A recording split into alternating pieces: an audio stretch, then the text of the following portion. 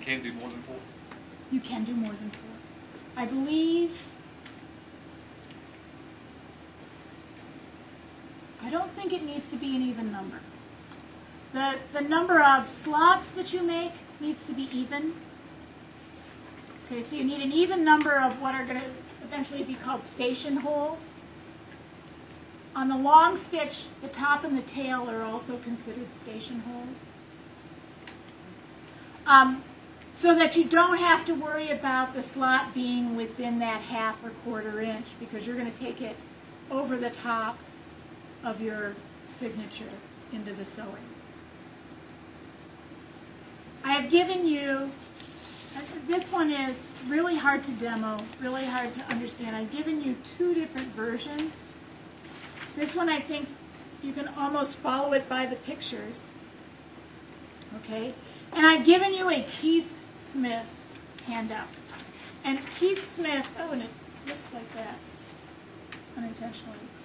So the first 3 pages are the long version, and this is the short version. He loves to give diagrams where everything is in one diagram. So it's an opportunity to learn how to read the Keith Smith diagram.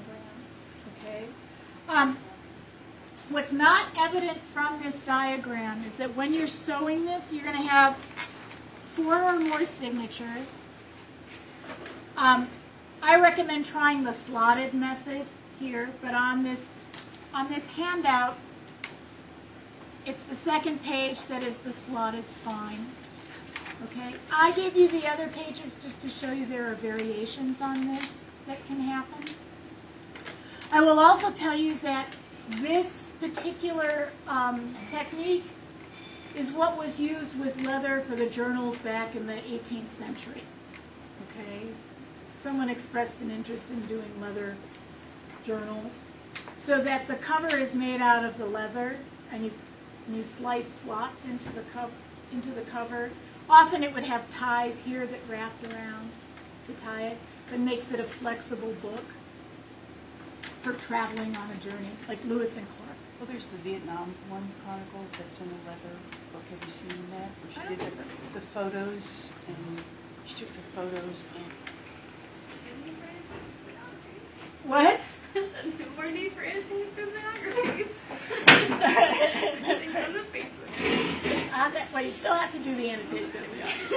We'll just steal it. But it'll get you, yeah, you'll just steal it. Written out in like a painstakingly elaborate, hold your hand this way, hold your mouth that way while you put, do these things.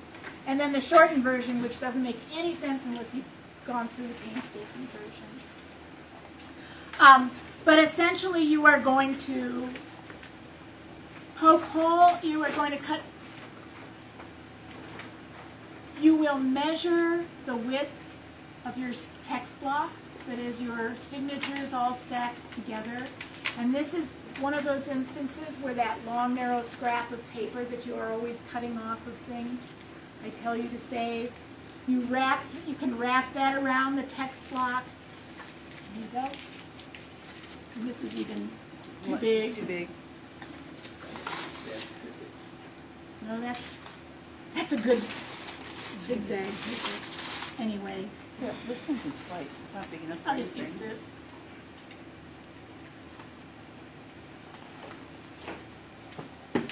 Say this is my, yeah, there we go.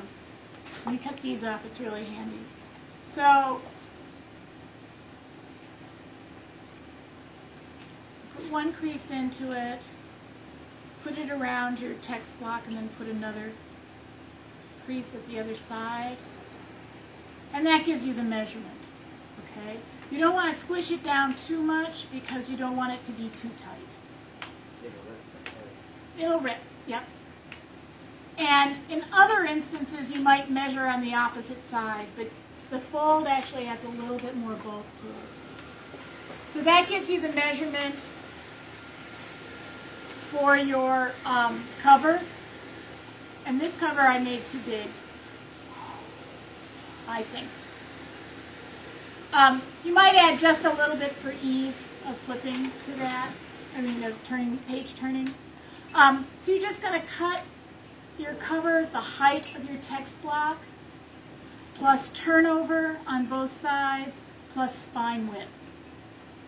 Okay, so the length, the height is going to be the same as the text block exactly.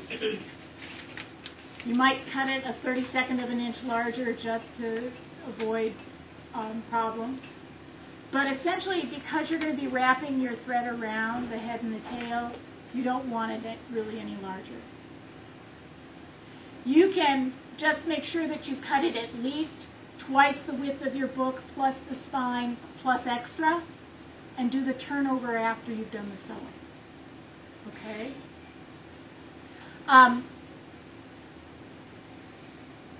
You're going to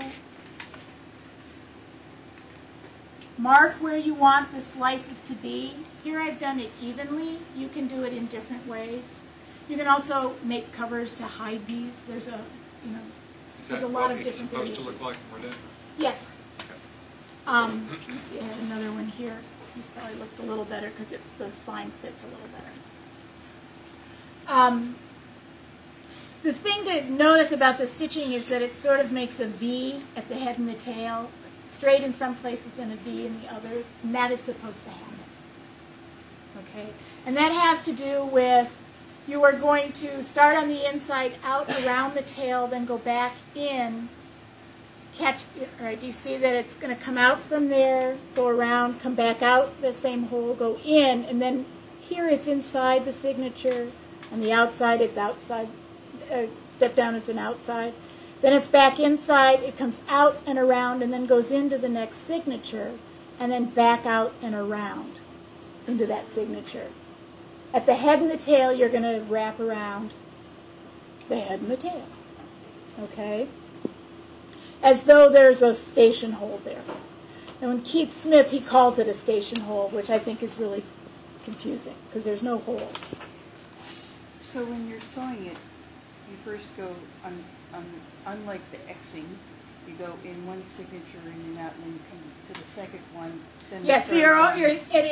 you are sewing only one signature at a time, All right, okay. back and forth, okay? And then at the end, you'll tie it off inside. So there's a knot at the inside and the outside, okay? So it is not like the pamphlet where you're doubling it, although you could probably invent a version where you do. But essentially it is just what's called a running stitch, where you go over and under, all the way down, come back and around, and then all the way up, come back and around, and then all the way down and back and around, all the way up and around, and then knot. I will demo this if it gets too confusing, okay? But I'm giving you sort of the short version with the handouts. You can get started, and then I'll do one in front of you if you want to watch. But you don't have to if you think you've got it. Does that make sense? Because I think it's like really painful to watch me do a running stitch. Right? And in the midst of doing it, the tricky part is this V that happens.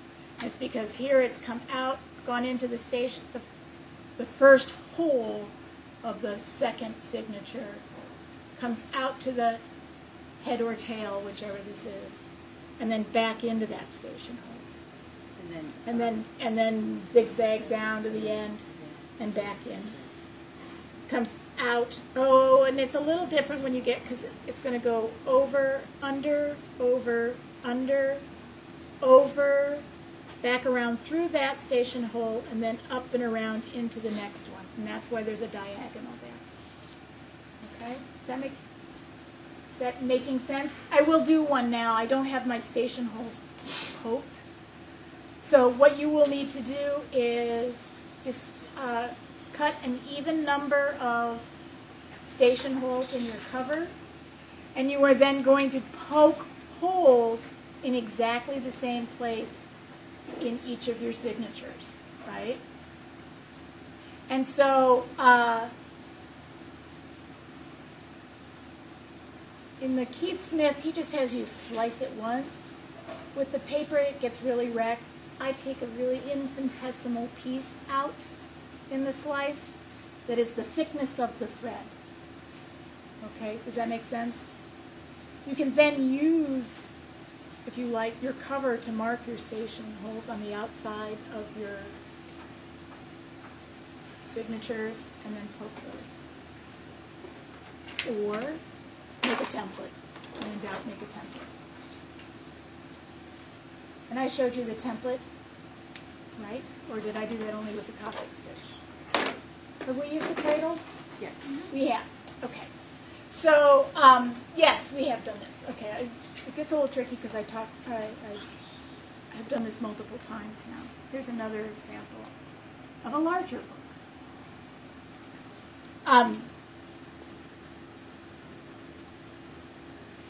Yeah, you just use a gridded piece of paper or any piece of paper. That narrow piece of paper that you had, that orange one,